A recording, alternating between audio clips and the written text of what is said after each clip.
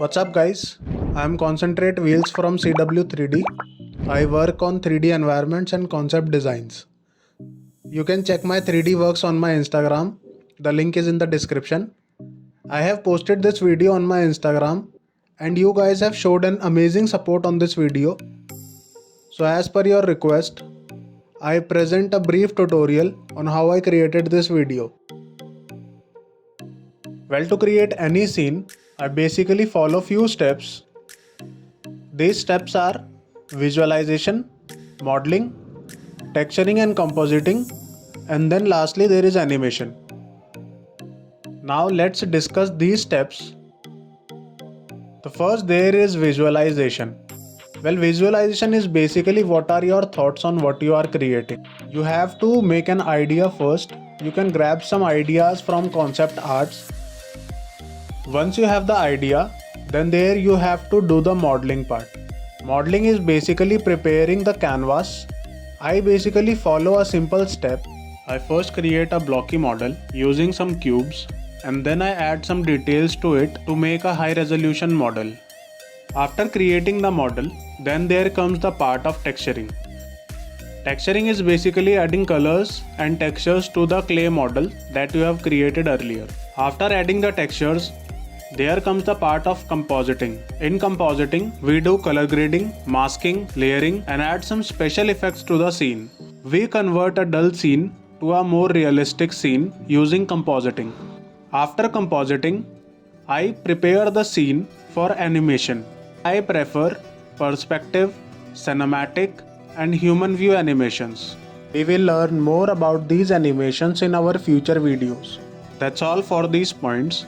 Now let's jump into Blender and prepare the scene. So after opening Blender, I first deleted the cube and added a plane. Then jump into edit mode, duplicate the plane and rotate on x-axis. I am basically modeling a wall here. To model the wall, I am using loop cuts and extrusion to create a wall-like structure. I am adding details here using some loop cuts.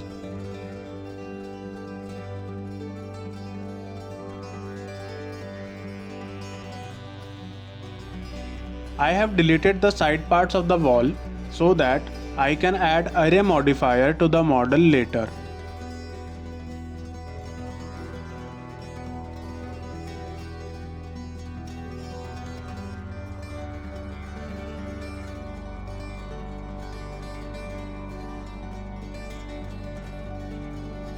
After completing and putting all the details on the wall, now I will apply a mirror modifier to the wall.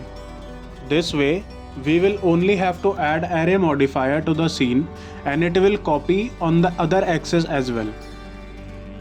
Now after creating the bridge, it's time to create the street lights. For this, I have used a path curve, rotated it on x-axis by 90 degree. Then I have modeled this curve in a pole-like structure and added some depth to it. Now I will convert the curve to a mesh. Now select this vertices and add a plane to it. For this, I have selected the plane, scaled it accordingly, then added extrusion. Now I have selected the bottom face, inserted and then extruded it again, so that we can create that depth on the street lights. I am going to add the same mirror modifier to it. Now I have applied an array modifier to it so that I don't have to place every street light again and again. After putting the street lights, I have placed a gantry on it. Now the bridge is looking fine. Now let's add some textures to it. For the texturing of road, I have used PBR materials which I have downloaded from Quixel. PBR materials are very much capable to achieve realism in your 3D scenes. I have mixed the height map with a noise texture to create those bumpiness in the road. For the walls, I have used a concrete texture. For the buildings, I have used a black material because they won't be visible in the fog very much. For the atmosphere, I have used the principal volume node, and these are my settings for the atmosphere. You can achieve similar results if you put same values on your principal volume.